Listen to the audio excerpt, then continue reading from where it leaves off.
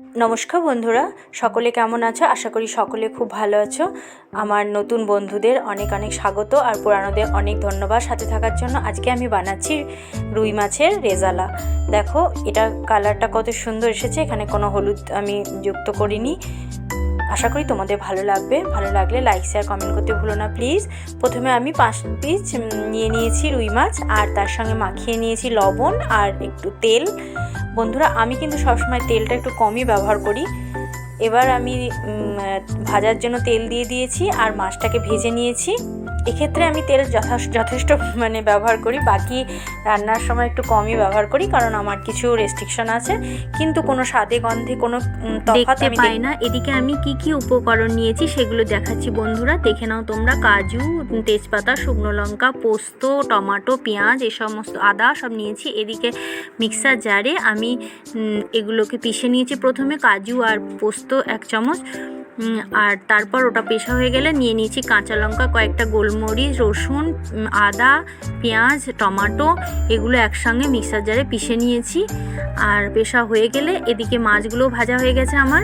আর মাছ ভাজা হয়ে গেলে আমি দিয়ে দিয়েছি কড়াই তেল দিয়ে তেজপাতা, শুকনো লঙ্কা, 2টো কাঁচা লঙ্কা আর গোটা গরম মশলা দিয়ে একটু ভাজা হয়ে গেলে এই পেস্টটা দিয়ে দিচ্ছি, টমেটো আদা রসুনের পেস্টটা।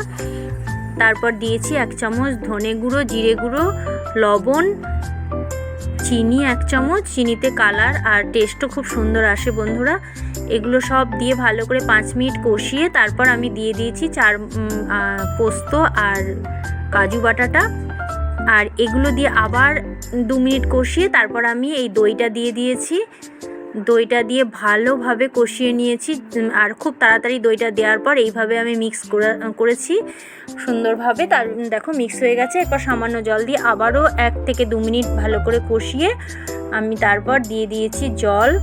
প্রথমে মিক্সার জার ধুয়ে জলটা দিয়ে দিয়েছি, তারপর বাটিতে যেটুকু জল ছিল সেই পরিমাণ মোটামুটি এই ছোট বাটিটার 2 বাটি মতো জল দিয়েছি।